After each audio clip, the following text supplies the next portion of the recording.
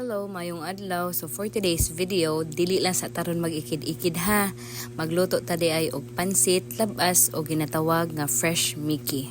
So nagsugod na ko hiwa diri sa mga atay nga akong isubak sa akong pansit. Nya naapas ko'y baboy nga iapil pud og subak kay gaana man ako ang manghod nga atin ako'y sobrang nga baboy, so iapil lang pud og subak sa imong lutoon nga pansit.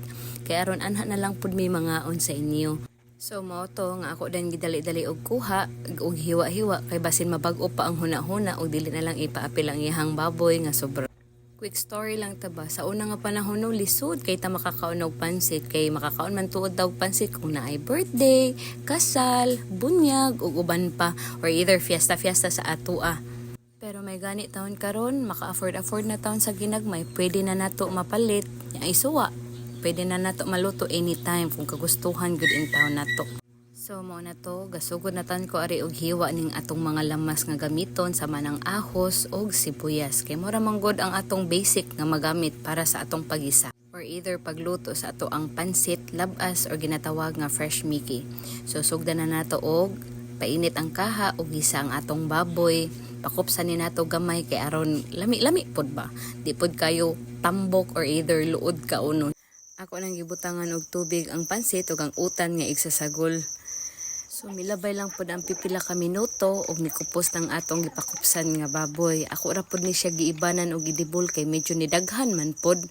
So galunod na ko ani sa sibuyas ug ahos dayon mekos-mekos ni ensa na pod na hala. Dayon isunod na nato ang atay nga atong gihiwa-hiwa para isagol sa pansit. So ato na ning takban kay aron magpaabot na lang tawag pipila ka minuto para maluto. And then diring dapita is nagsugod na pud ta og timplaan ni kay aron medyo lami pud ba. Diba? Yami kalit og sulod akong manghod nangutan na og ate luto na. Ngano man jud every time magluto ko na magudaghan sa mukan magsigig pangutan na og kaon. Unsa basta taw ni sila oy.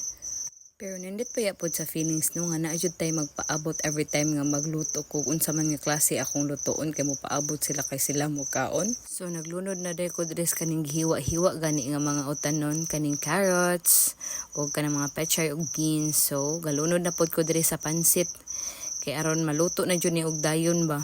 So ato na ning ihinay-hinay og mekos ni insa na sad.